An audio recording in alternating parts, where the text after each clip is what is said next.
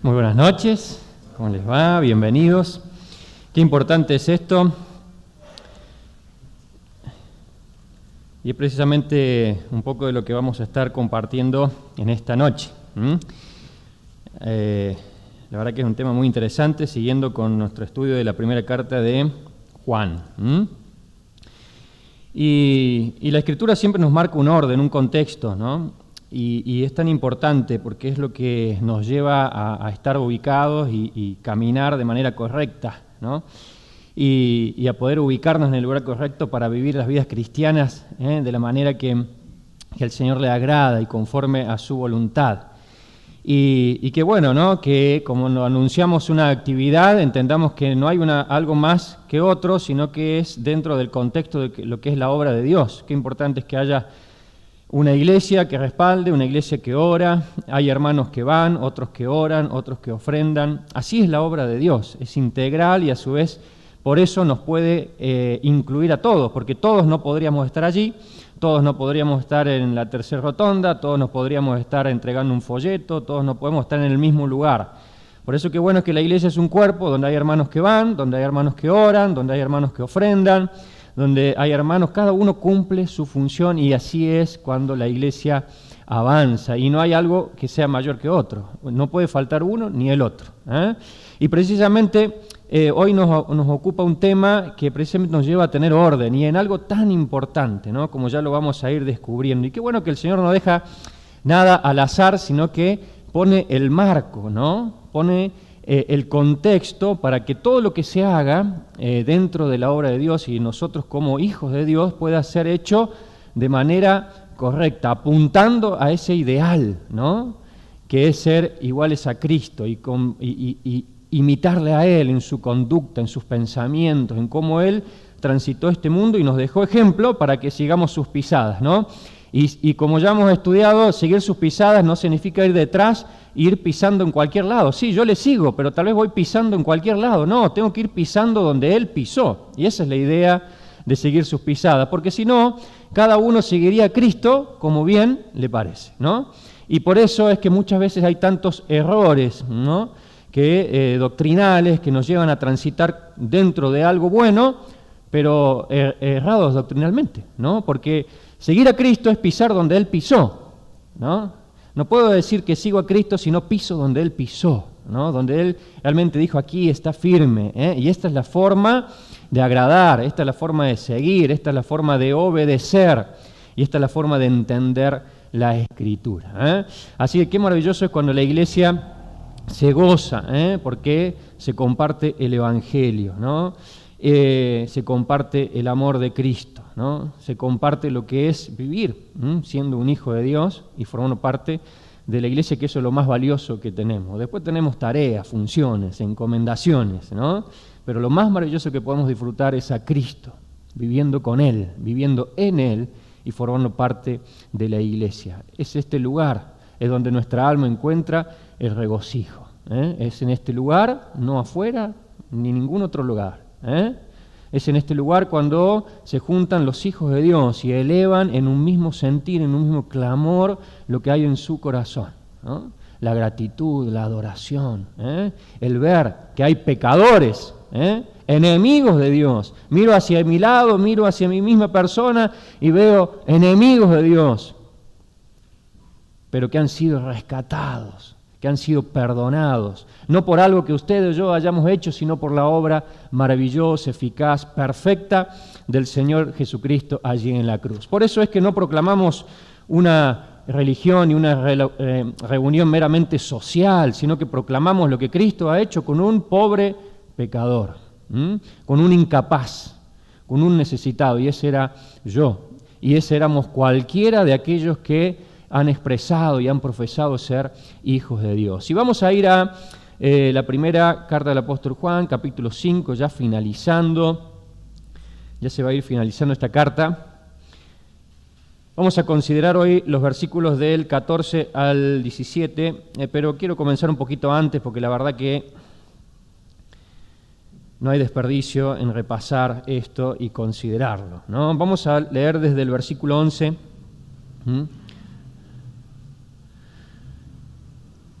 Ahí tengamos nuestras Biblias, qué lindo, esas hojas, qué importante, queridos hermanos. Recordemos que es una reunión de estudio, ¿eh? No olvidemos nuestras Biblias, nuestro anotador, nuestro lápiz. Es tan importante, es tan necesario para el Hijo de Dios estudiar la palabra. Y es precisamente lo que vamos a ver en esta noche, ¿sí? Versículo 11, versículo 11. Dice, y este es el testimonio que Dios nos ha dado vida eterna. Y esta vida está en su Hijo.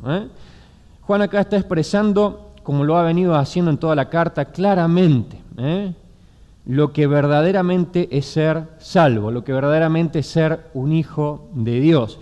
Y desde el principio, ¿no?, ha estado dando claramente ejemplos, respaldados, ¿no es cierto?, por el mismo Señor Jesucristo, por la palabra de Dios, de lo que es ser un hijo de Dios, de lo que es ser salvo. Y eso es lo que verdaderamente importa, no importa nada más.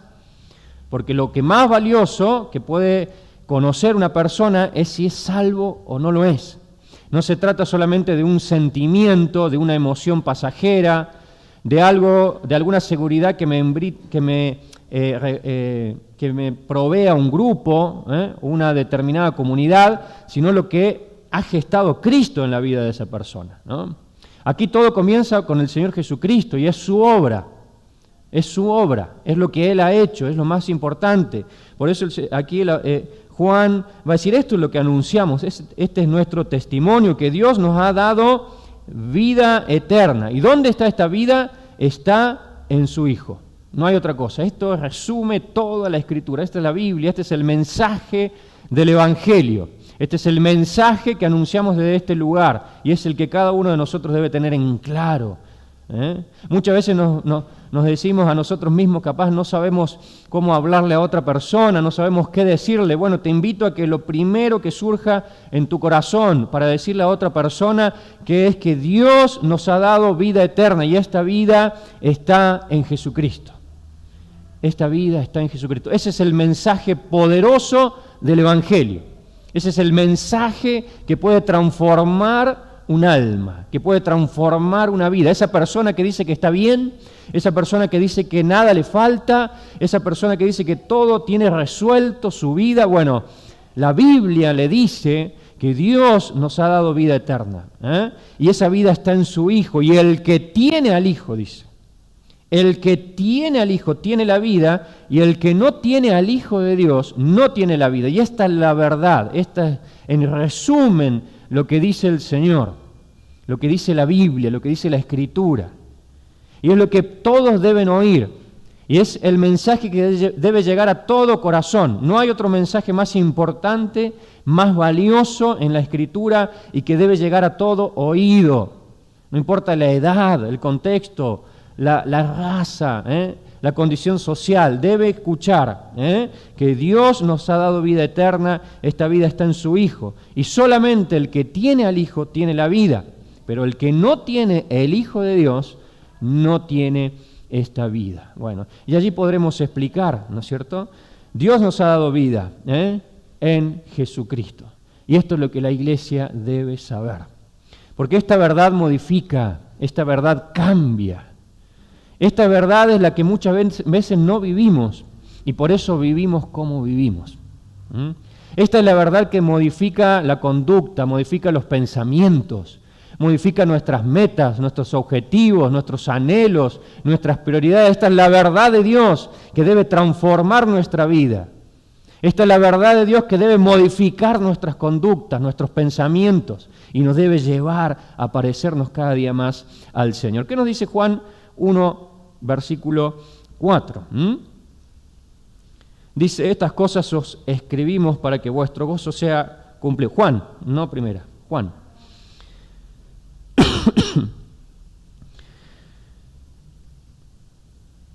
En él estaba la vida y la vida era la luz de los hombres. Hablando del Señor Jesucristo. En él estaba la vida y la vida era la luz de los hombres. Dice Colosenses capítulo 2, versículo 9.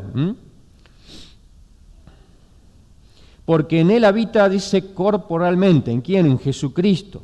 Toda la plenitud ¿de qué? De la deidad de Dios. En él habita todo. todo, se despojó a sí mismo de ese lugar, de allí en los cielos, pero no dejó de ser Dios. En Jesucristo habita la vida, está la vida porque Él es la vida y habita corporalmente toda la plenitud de la deidad. Y 2 Timoteo, capítulo 1, versículo 10. Dice, pero que ahora ha sido manifestada por la aparición de nuestro Salvador Jesucristo, el cual quitó la muerte y sacó a luz la vida y la inmortalidad por el Evangelio. Jesucristo, el camino, la verdad y la vida. Y la vida. Por eso aquí dice el apóstol, tenemos que tener certeza de esto. Esta es la certeza del cristiano y es la realidad del inconverso, ¿no? Es la realidad del inconverso. Y es muy necesario que si en esta hora te das cuenta que no es tu certeza y es tu realidad, puedas recapacitar. Porque eso es lo que ha sucedido con cada uno de nosotros. No llegamos limpios al Señor. No llegamos sin pecado al Señor. No llegamos, como solemos decir, de saco y corbata, sin problemas, sin heridas en nuestro corazón, sin grandes dificultades. Llegamos tristes, agobiados, cargados, afligidos, entristecidos por causa del pecado. De esa manera nos encontramos con el Evangelio que transformó nuestra vida, que marcó un antes y un después, que cambió nuestra realidad en una certeza. ¿Y cuál es esa certeza? Que tenemos vida y tenemos vida eterna. Y no porque haya algo que hayamos hecho, no nos pidió el Señor que hiciéramos esto, que hiciéramos aquello y luego te voy a aceptar. No nos dijo el Señor Jesucristo que le demos dinero, que le demos obras. El Señor Jesucristo dice que Él acepta solamente un corazón contrito y humillado. Dice la Escritura que es para todo aquel que en Él cree. Para todo aquel que en Él cree. Por eso es que toda persona, el Evangelio es el amor de Dios para todo el mundo y todos tienen la posibilidad de creer. Pero es la realidad que nos muestra la Escritura que no todos van a creer, ¿no? Por eso este lugar no está lleno. Por eso hay muchos que dicen creer en Dios, pero no hacen lo que Dios dice. Muchos dicen creer en Dios, pero no le creen a Dios. No viven como Dios dice que hay que vivir. Y aún llegará el tiempo donde sus ojos se cerrarán en este mundo y no saben a dónde van a ir. O creen que su lugar allí en la eternidad depende de lo que hagan en este mundo, de sus obras, del dinero que den, de lo buenas personas que sean. Bueno, dice que en la Escritura que al cielo solamente entrarán los pecadores, pero redimidos, rescatados por la obra del Señor Jesucristo allí en la cruz.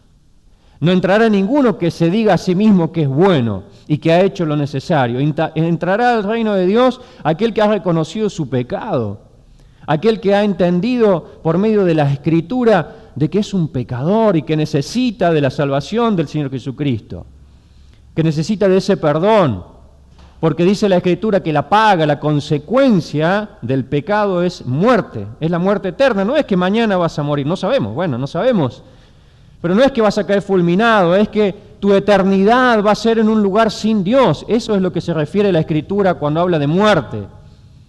Más allá que todos moriremos físicamente, pero lo terrible es encontrarnos luego en la eternidad en un lugar donde no está Dios. Eso es lo terrible. Y no es como muestran las películas, como muestran los dibujos animados, los cuentos, o como muestran tantas religiones en este mundo. Un lugar sin Dios es de sufrimiento, es de agonía eterna, en donde ya no hay escapatoria. Y por eso es que el Evangelio llega a este mundo a través de Jesucristo para rescatarte, para salvarte de esa eternidad sin Dios y que tengas la oportunidad a través del oír de creer en el Señor Jesucristo. De creer, de poner tu fe en esa obra que solamente Él pudo realizar, porque Él fue Dios mismo hecho hombre, pero sin pecado. Por eso fue esa ofrenda perfecta que fue llevada allí en la cruz para ocupar tu lugar, ese lugar que cada uno de nosotros debía ocupar, porque la paga, la consecuencia del pecado es la muerte. Por eso la certeza para el cristiano es que Cristo nos ha dado vida y vida eterna. Hoy vives una realidad fuera de Dios o vives una certeza con Dios de que tienes vida eterna. Y por ahí minimizamos mucho el valor de lo que es saber esto. Por eso volvemos a lo que decíamos al principio. Muchas veces no entendemos lo que es esto, por eso vivimos como vivimos.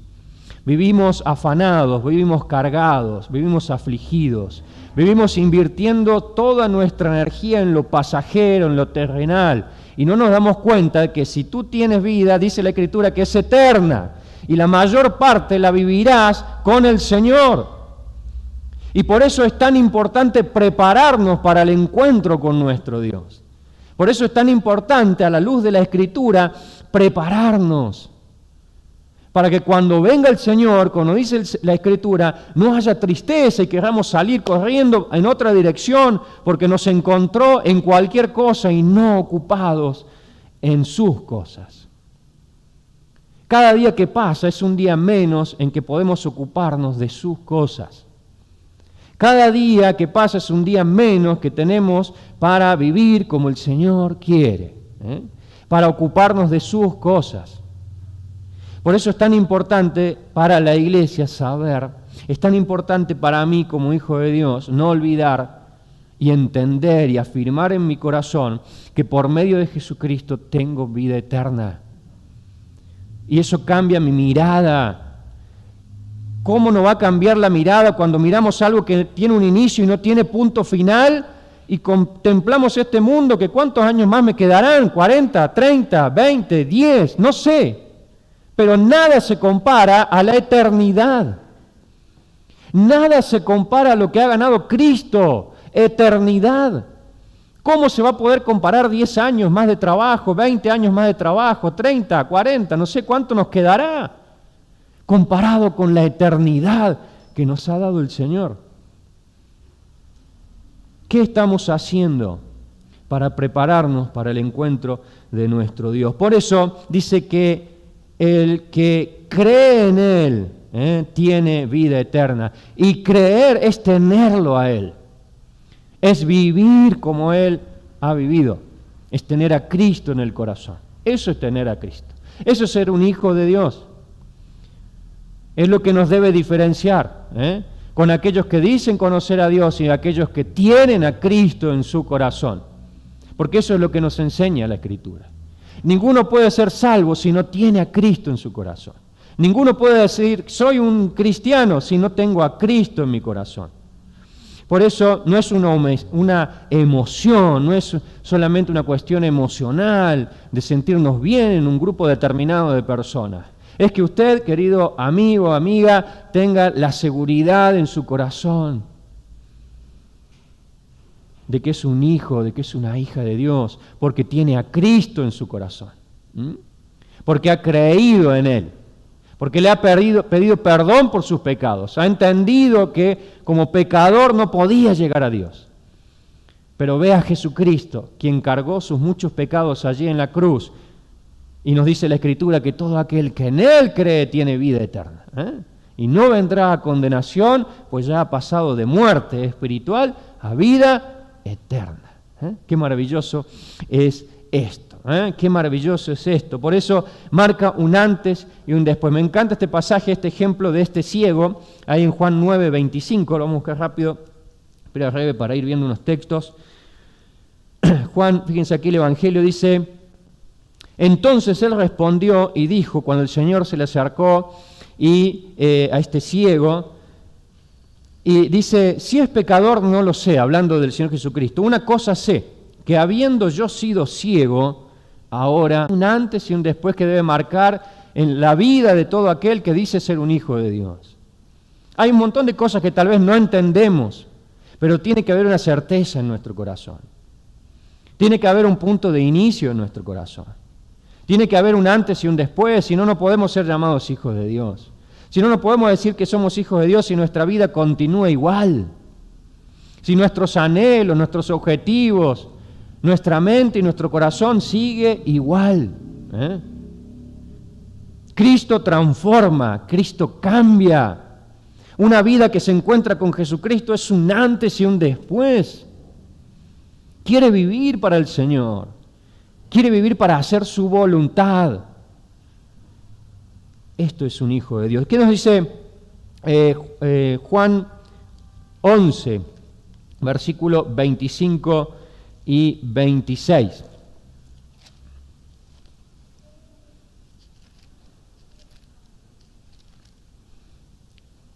Dice, y les dijo Jesús, yo soy la resurrección y la vida.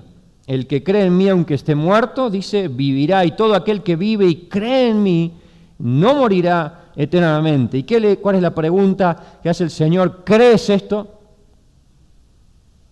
Nos dice el Señor en esta noche, ¿crees esto? Todo aquel que vive y cree en mí no morirá eternamente. Si hay dudas, no está mal que hayan dudas, pero hay que responderlas, hay que aclararlas a la luz de las palabras.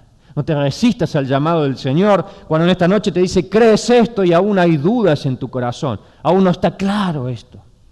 Porque es lo más importante que puede ocurrir en tu vida, porque puedas encontrarte con el Señor Jesucristo. Un poquito más adelante, en el capítulo 14, dice en el versículo 1, dice, no se turbe vuestro corazón, creéis en Dios, creed también en mí, dice el Señor Jesucristo. Creed también en mí, no podemos creer por separado, ¿no? No podemos creer por separado. Y si decimos que creemos en Dios, no podemos dejar de creer en el Señor Jesucristo, porque es Dios mismo, hecho hombre. Y no podemos dejar de creer lo que Jesucristo nos dice en su palabra. No podemos creer a uno y obedecer a uno y no obedecer al otro. Es Dios mismo quien habla a nuestro corazón. Versículo 6 dice, Jesús le dijo, yo soy el camino y la verdad y la vida. Nadie viene al Padre si no es por mí. Nadie viene al Padre si no es por Jesucristo. No hay otro camino. No es la religión. No es una X religión. No son las obras. No es tu dinero. No es ser una buena persona. Es a través de Jesucristo. Es el único camino para llegar a Dios y obtener ese perdón maravilloso que es el que salva. Dice el versículo 23, respondió Jesús y le dijo, el que me ama, el que me conoce, el que me tiene en su corazón, mi palabra guardará. Y mi Padre le amará y vendremos a Él y haremos morada con Él. Porque aquel que es de Dios, aquel que cree en Jesucristo, tiene a Cristo. Tiene a Cristo. Y dice que guarda guarda su palabra. Guarda su palabra. Un poco más adelante, capítulo 15, versículo 10 dice, si guardareis mis mandamientos, permaneceréis en mi amor, así como yo he guardado los mandamientos de mi Padre y permanezco en su amor. No nos va a pedir nada el Señor Jesucristo que Él no haya hecho, ¿no? Pero hay un llamado, hay una orden, guardar los mandamientos, permanecer en Él, así como Él nos ha dado ejemplo. Versículo 14, vosotros sois mis amigos si hacéis lo que yo os mando. Ahora hacemos lo que Él nos manda y bueno, en ese camino estamos, ¿no? El camino del creyente debe ser un constante ascenso, ¿no? No podemos incorporar lo que es la magnitud de Dios, de su mente, de su corazón, de un día para el otro. No bastará, ¿no es cierto?, este tiempo. Por eso el Señor nos ha dado eternidad. Necesitamos una eternidad para seguir maravillándonos, contemplándole y seguir aprendiendo del Señor. Por eso el Señor nos da marcos, nos da un marco para que podamos ordenadamente ir creciendo, y batallando con nuestro orgullo, con nuestras soberbias, con nuestras autosuficiencias, con nuestro creer que quizás de un día para otro podemos aprender todo de Dios. Estamos tan lejos del Señor, ¿no? Estamos tan lejos del Señor y por eso necesitamos tanto de Él. Necesitamos mantenernos dentro de ese marco con nuestras incapacidades, con nuestras dolencias, con nuestras ñañas, pero dentro de ese marco podemos estar en orden para seguir avanzando. El problema es cuando nos salimos, cuando salimos de ese orden que nos ha dado Dios para seguir aprendiendo, para seguir creciendo. Por eso es precisamente lo que nos va a hablar el apóstol Juan aquí, ¿no? Nos va a dar un marco, un contexto para realmente hacer las cosas en orden y que realmente sea productivo y de bendición y de un crecimiento, que se manifieste en un crecimiento en nuestra vida. Dice el versículo 13 de 1 Juan 5, estas cosas os he escrito a vosotros que creéis en el nombre del Hijo de Dios, ustedes que creen, para que sepáis nuevamente que tenéis vida eterna y para que creáis. Si ya le está hablando a personas que tienen vida eterna, no es la palabra correcta creáis, porque significa que ya han creído. Lo correcto acá está hablando de que crezcan, ¿no? De que sigan desarrollándose. Ustedes que han creído tienen la capacidad, tienen las herramientas, pueden crecer, desarrollarse, porque es necesario. El cristiano es como el ser humano, nace, ¿no? Tiene un nacimiento, que es ese día donde ha creído al Señor, donde el Señor le hizo salvo, donde entró en su corazón, donde se arrepintió por sus pecados y dijo, Señor, sálvame. Ese es el punto de partida, ¿no? Cuando fue hecho con fe, puesta allí en la cruz, es el comienzo de partida. Y de ese momento nacemos como niños espirituales, ¿no? Y de allí nos vamos desarrollando. No hay tiempo, no hay 1 año, 2 años, 10 años, 20 años. Vamos creciendo, ¿no? Algunos crecerán un poco más rápido, otros un poquito más lento. ¿Qué es lo importante? Crecer, ¿no? Eso es lo importante, ¿no? Y no ser como aquellos que, debiendo ser ya maestros, es necesario volver a repetir las cosas básicas de la Escritura, ¿no? Porque se han salido de los marcos, de ese límite que nos ayuda a tener orden, ¿no? Para no desviarnos y no dar lugar a nuestros propios pensamientos, a nuestras propias ideas, y para, en pos de lo bueno, entre comillas, y de todo lo que anular cosas tan importantes dentro de la Escritura que marcan el orden, ¿no? Para crecer, para avanzar. Por eso aquí estas cosas os he escrito, dice, a vosotros que creéis que son hijos de Dios, para que sepáis que tenéis vida eterna. Esto ya modifica, esto es un sello que nos debe hacer distintos en este mundo. Alguien que sabe que tiene vida eterna no puede vivir igual a alguien que no sabe que tiene vida eterna. ¿O sí? Para mí no. No puede ser igual.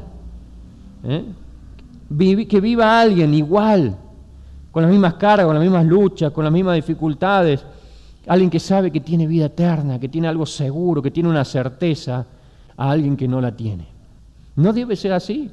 Por eso es que vuelve a repetir, por eso que habla la iglesia. Es tan necesario que la iglesia entienda que tiene vida eterna, que cada uno de nosotros, como hijos de Dios, tenemos vida eterna. Y para que crezcáis, para que se sigan desarrollando, para que sigan aprendiendo, para que aumenten ese creer, porque ese creer de hace cuántos años que conocimos al Señor, 1 año, 2 años, 10 años, 30 años, no puede ser el mismo creer hoy que lo que fue hace 10 años atrás, 1 año atrás. No puede ser igual, porque vamos creciendo, tenemos que ir creciendo.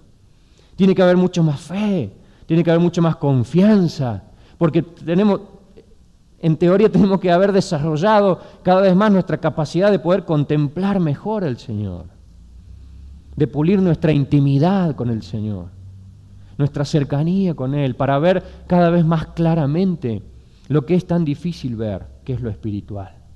Porque estamos en este cuerpo, estamos en esta carne que batalla, que nos impide ver claramente tantas cosas. La carne apunta en otra dirección. Este cuerpo nos ayuda a hacer muchas cosas para Dios, pero apunta en otra dirección, porque es el ejemplo de la naturaleza caída, de lo que apunta nuestro propio egoísmo, nuestra propia soberbia, nuestras autosuficiencias, nuestros propios pareceres, van en contra de lo que es la voluntad de Dios. Y por eso es que cuando somos hijos de Dios batallamos, y debe ser así, ¿no? ¿Y qué es lo que marca el contexto? La Biblia. Cuando decimos, yo sé que hay que ir para allá, lo único que puede sostener que realmente vayamos para allá es la Escritura. Y es a donde debemos ir, a donde debemos volver siempre.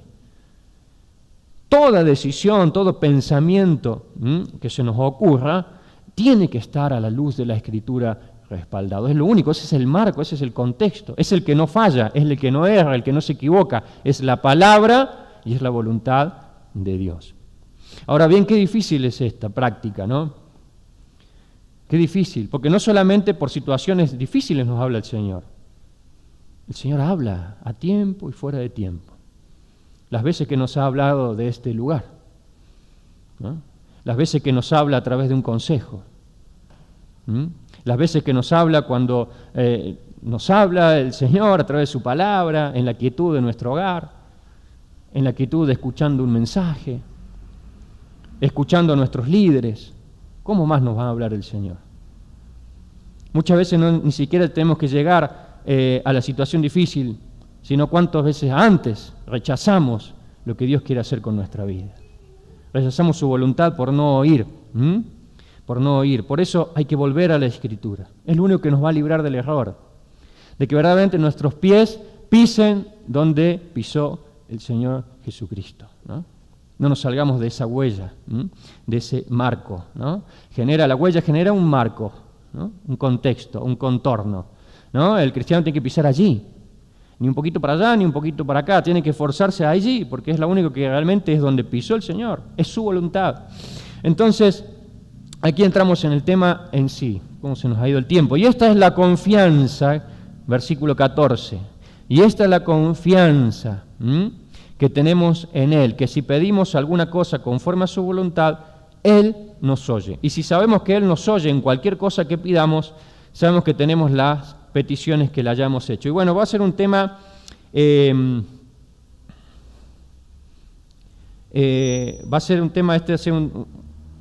tema de mucha discusión y donde se han generado gravísimos errores doctrinales, ¿no? Por eso partimos de lo que es un verdadero hijo de Dios. Esa es la base, ¿no? Es donde podemos tener la esperanza de entender y de comprender lo que verdaderamente nos está diciendo el Señor, ¿no? Esa certeza que de tener vida eterna, de ser un hijo de Dios, que moldea nuestra vida aquí, ahora, en este presente. ¿Y qué es eso también? Es una renuncia total, es un cambio, es el cambio en nuestros anhelos y deseos, sometiéndonos totalmente, plenamente, al control y la voluntad de Dios. Eso quiere decir ser un hijo de Dios. Volvemos a repetir, ¿qué quiere ser un hijo de Dios? Es una renuncia total, un cambio en nuestros anhelos y deseos, sometiéndonos por completo a la voluntad y al control del Señor Jesucristo. Eso es ser un hijo de Dios. Por eso muchas veces, con qué liviandad, ¿no es cierto? Con qué liviandad. Por eso el Señor no desea destruir, no quiere castigarnos, quiere que apuntemos a más. Porque lo mejor que podemos hacer es reflejar a Cristo, es lo que Él busca, ¿no? Cuando somos sus hijos, lo que Él quiere que cada uno de nosotros reflejemos a Cristo, podamos cada día parecernos un poco más al Señor, desde lo más profundo de nuestro corazón hasta las cosas visibles, ¿no? No hay nada visible que sea fruto de algo espiritual si primeramente no se está gestando en lo más profundo de nuestro corazón, con una relación íntima, profunda con el Señor. Esa es la verdad, ¿no? Esa es la verdad. Por eso, acá estos versículos nos van a hablar de la oración, y tenemos que ponerlo de atrás para adelante, ¿no? Lo primero que tenemos que saber es que fuera de la voluntad de Dios solo hay dolor, destrucción y perjuicios para nuestra vida. Eso es lo primero que tiene que estar en claro. Todo lo que sea fuera de la voluntad de Dios. Ahora bien, muchas veces esto no será lo que vemos, la realidad que vemos. Muchas veces nos guiamos mucho por vista, ¿no? Y no por la verdad de Dios. Y eso quiero hacer detenernos acá un punto. Allí en el salmista, en el Salmo 73, él veía a los demás que generaban bienes y crecían y les iba bien en sus caminos. Y si eso le traía aflicción en su corazón, ¿no? Hasta que pudo ver el final de ellos. El final de ellos, que iba a ser muerte, porque no conocían a Dios, ¿no? Hubo un momento de tristeza, de desánimo al ver la prosperidad de aquellos que no conocían a Dios, los que estaban fuera de la voluntad de Dios, hasta que pudo ver y entender, entrando en la presencia de Dios, entrando en la intimidad, volviendo al Señor, volviendo a la Escritura, estando cerquita del Señor, pudo ver el fin de ellos. No miró el presente pasajero, sino que miró el fin de ellos. Y acá tenemos que tener esto también. Fuera de la voluntad de Dios solamente hay dolor, destrucción, al perjuicio. Pero eso no quiere decir que le vaya a ir mal, que vaya a estar triste y tirado como un perro. Hay que mirar el fin. Y eso es lo importante. ¿Por qué? Porque después hay una eternidad. ¿De qué le va a servir al hombre si ganare todo en este mundo? Pero si le vienen a pedir el alma, y se ve que su eternidad es un lugar sin Dios. Por eso no hay que mirar, no mires, hermano querido, el tiempo pasajero, terrenal. No quiere decir que el que está fuera de la voluntad de Dios al otro día le va mal. Termina, porque... No, muchas veces verá que le va bien. Ante los ojos humanos. Pero su fin, ¿cuál será? Ahora yo te pregunto, ¿cuál va a ser tu fin? Porque, querido hermano, a veces erramos, nos equivocamos, erramos al blanco. Pero no quiere decir, no miremos, no esperemos para darnos cuenta que nos vaya mal, eso es lo que quiero decir. Que no nos salgan bien las cosas. No esperemos a eso, porque tal vez no, sigas, porque el diablo, el enemigo, también te va a dar. También te va a proveer. ¿Cuántas veces escuchamos, si es la voluntad de Dios, bueno, que pases? Así que el enemigo también te puede dar cosas. Y te va a dar mucho, y te va a dar lo conforme a tu corazón. ¿Me escuchaste bien? Te va a dar lo conforme a tu corazón. Y eso es lo más peligroso. Porque nuestro corazón es engañoso y perverso. El enemigo te va a dar lo que te gusta, lo que sea conforme a tu corazón. Pero lo que tiene que buscar el cristiano es buscar la voluntad de Dios. Y para eso es ir a la Escritura. Por eso dice aquí, no está diciendo que nos va a dar el Señor todo lo que pidamos. El Señor pone un marco, pone una huella, pone un contorno. Y dice, conforme a su voluntad. Él nos oye si es conforme a su voluntad. Y nos va a dar, y nos va a dar de esa manera. Y ese es el contorno, la huella, su voluntad. Por eso, cuidado con esto. Hay que tener mucho discernimiento. No es si se da es de Dios y si no se da no es de Dios. No. Ese es el error del diablo. Porque si se da también te lo puede dar el enemigo, porque si no es la voluntad de Dios. Si es lo que quiso tu corazón. Es lo que quiso tu corazón. Y por eso muchas veces tenemos cosas que no son la voluntad de Dios, pero es lo que quería nuestro corazón. Porque muchas veces nuestro corazón va a ir en otra dirección, pero tenemos que ajustarnos en el poder del Señor, en la gracia del Señor, a lo que nos dice la Escritura, no lo que nos dice nuestro corazón, no lo que siente nuestro corazón, no lo que piensa nuestro intelecto, no lo que ven nuestros ojos, sino lo que dice la Escritura. Por eso que dice que el Señor hay que adorarle en espíritu y en verdad. No es como se nos dé la gana en el espíritu, no, es en verdad. ¿Cuál es el marco allí? ¿Cuál es la huella? En verdad. No podemos adorar al Señor solamente en espíritu. El marco, el contexto es que sea en verdad. ¿Y cuál es la verdad? Como dice la Escritura, como es la voluntad de Dios. No podemos como se nos dé la gana. Es en verdad. Y aquí cómo tenemos que pedir, dice, de acuerdo a su voluntad. Y qué importante es esto, ¿no? Que sea en su voluntad. La voluntad de Dios es nuestra santificación, es nuestro crecimiento. Por eso dice aquí el apóstol Juan, dice que creáis, que sepan que tienen vida eterna para que sigan creciendo. Porque es lo único que permitirá pedir bien, que sigamos creciendo espiritualmente. No solamente físicamente, sino espiritualmente, dejando de ser niños y comenzando a alcanzar la madurez espiritual para poder orar, para poder pedir. Y aquí la idea es que la voluntad de Dios es segura, la respuesta de Dios es segura cuando es su voluntad, Y rápidamente se nos ha ido el tiempo, es un tema tan hermoso. Por eso su voluntad será en sus tiempos y a veces será opuesta a nuestra voluntad, pero es la voluntad de Dios. El cristiano debe conocer a Cristo, su palabra, su voluntad, sus pensamientos y probarse constantemente a la luz de ella. No a nuestro parecer, sino a lo que nos dice la Escritura. No es a lo que nos parece, es a la Escritura. El cristiano debe conocer, por eso el cristiano, la iglesia debe crecer, debe madurar. Por eso el Señor aquí nos está diciendo que nos va a dar, y esto hay que tener mucho cuidado, mucho cuidado. Muchos se han enriquecido con esto. Muchos han traído grande tristeza, grandes decepciones con esto. ¿Saben por qué? Porque si nosotros creemos que le podemos pedir a Dios cualquier cosa, cuando Él no la dé, vendrá el desánimo, vendrá la tristeza, vendrá la queja, vendrá la decepción, vendrá el cuestionamiento a Dios. ¿Por qué no me das esto? ¿O no es así? Cuando nos cansamos de orar por algo y tal vez no viene.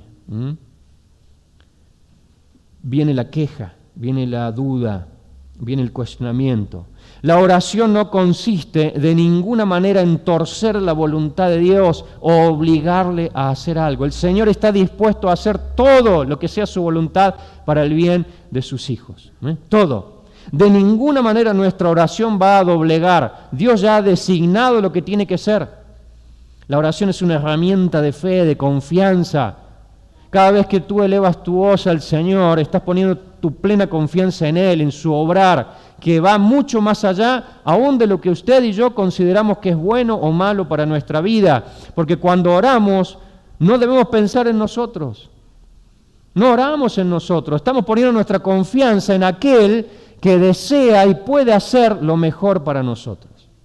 Porque entendemos que nosotros no podemos, somos incapaces.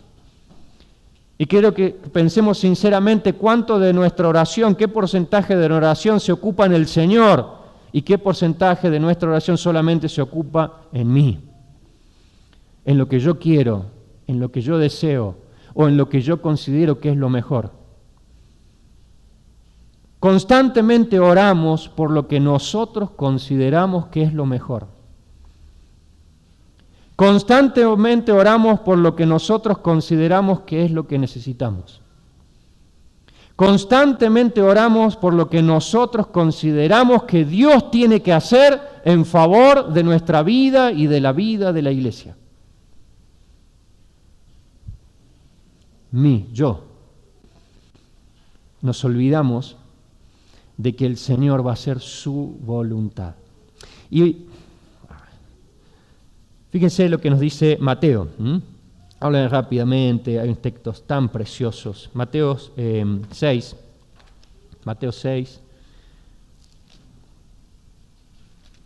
Hay tanto para hablar, tan lindo, pero que nos quede, porque la verdad que el Señor me ha hecho pensar tanto, ¿no?, en esto. Este precioso texto, ¿no?, de 25 en adelante. Leámonos rápidamente.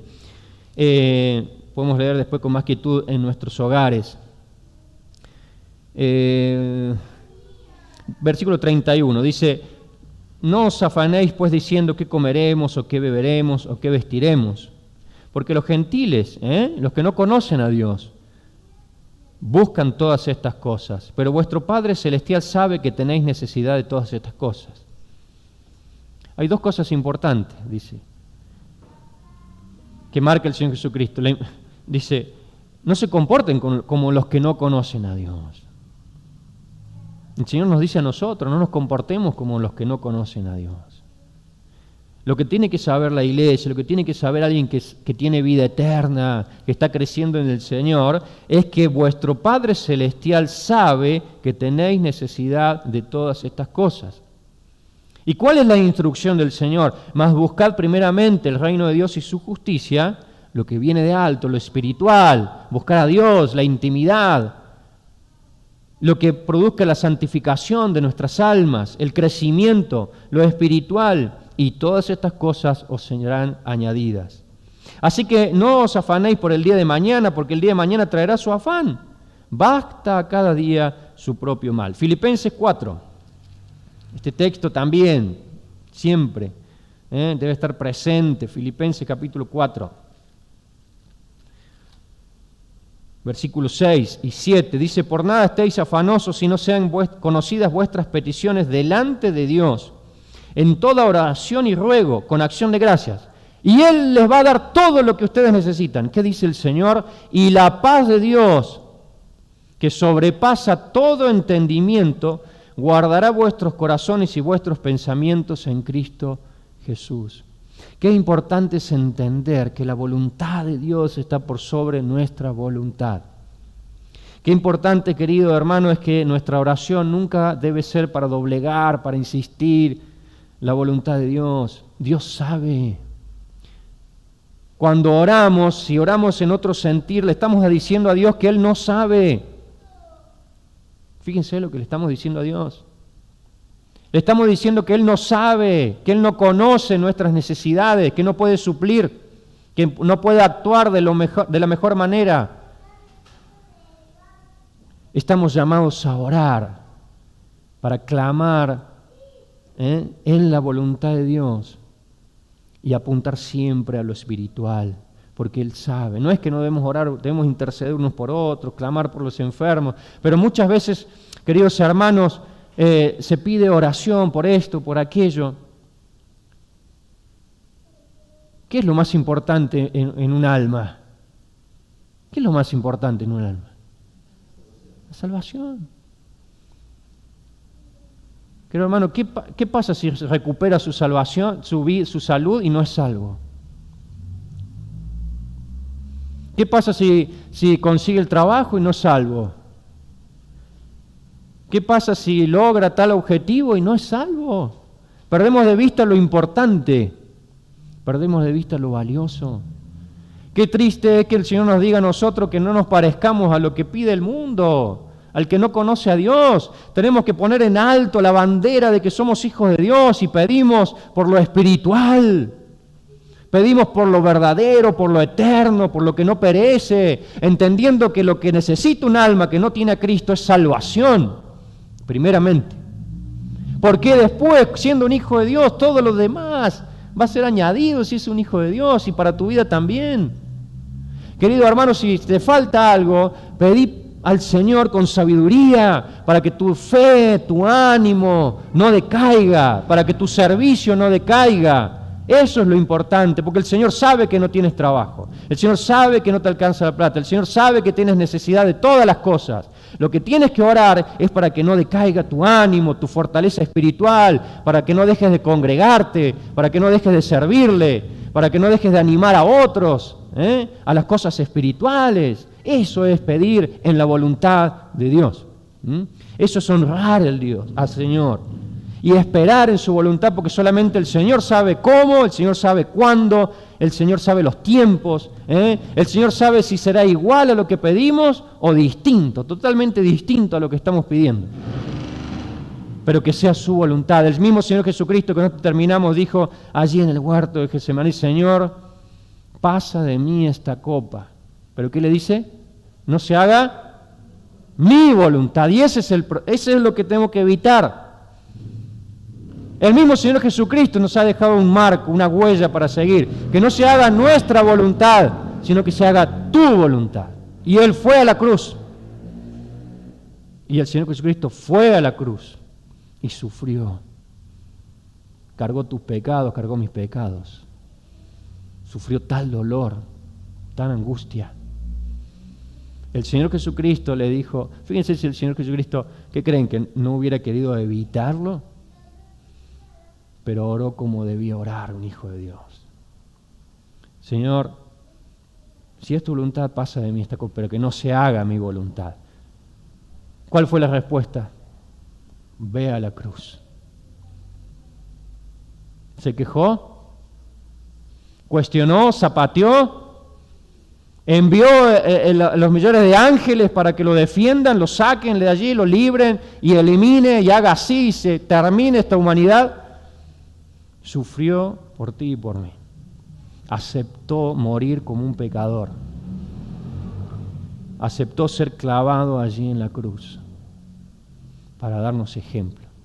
Queridos hermanos, es tan hermoso, se nos ha ido el tiempo.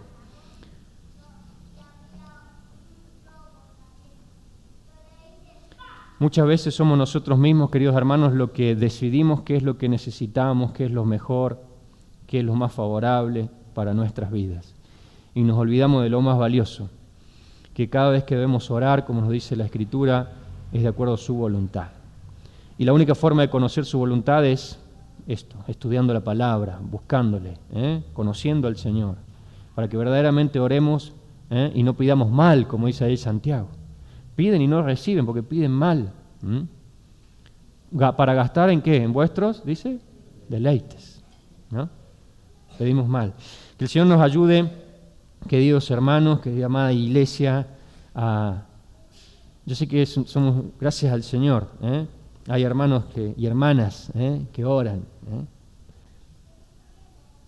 Tenemos que crecer tanto, sí. Estamos llamados a crecer, a mejorar. Pero gracias al Señor somos una iglesia que ora. Si no, no podríamos hacer nada. Soy tan agradecido a los que oran por mí, cuando uno escucha como anciano, ¿no? Cuando oramos unos por otros. Soy tan agradecido. Porque ¿cuántas veces me habrá levantado, querido hermano, tu oración? ¿Cuántas veces me habrá animado tu oración? ¿Cuántas veces me ha permitido sostener tu oración? ¿Cómo voy a decir que no ora? Qué maravilloso es que si algo podemos hacer es porque oramos unos por otros. Capaz no sabemos, ¿no? Pero qué bueno es practicar esta oración en la voluntad de Dios, buscando lo espiritual. Orando en la voluntad del Señor, el Señor concederá, porque el Señor va a darnos todo, porque es su voluntad, Él ya lo hizo de antemano, lo pensó, lo diseñó. Pero es que le digamos, Señor, creo, confío plenamente. Y te animo a seguir persistiendo en eso que tal vez hace tantos años y aún no está la respuesta. No bajes los brazos, no dejes de orar, no dejes de clamar al Señor si es una oración en la voluntad de Dios.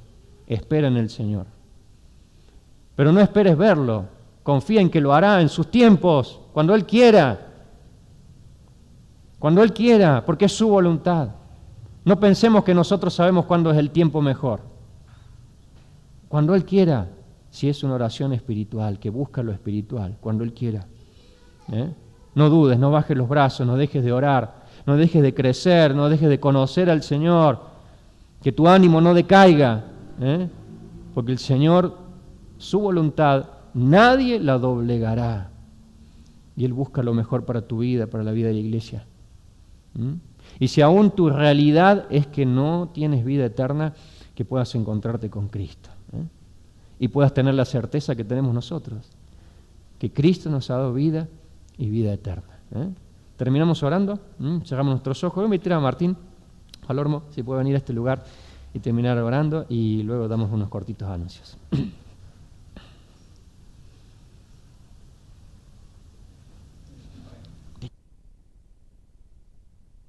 Palabra en esta hora, gracias porque, como se explicaba, Señor, tu palabra es la única que nos puede marcar exactamente el camino por donde debemos ir.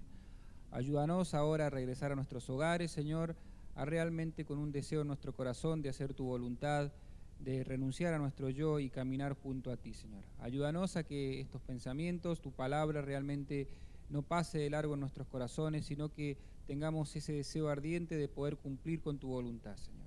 Y enseguida, cuando tengamos que orar, cuando tengamos que clamar delante de ti, también oramos, Señor, porque cuántas veces tenemos que decir como los discípulos que no sabemos orar, Señor. Ayúdanos realmente a clamar por las cosas que son importantes para el crecimiento espiritual de la iglesia. Ayúdanos a clamar con fe por todas aquellas personas que también están sufriendo por alguna u otra cuestión. Gracias por todo y lo hacemos en el precioso nombre de Cristo Jesús.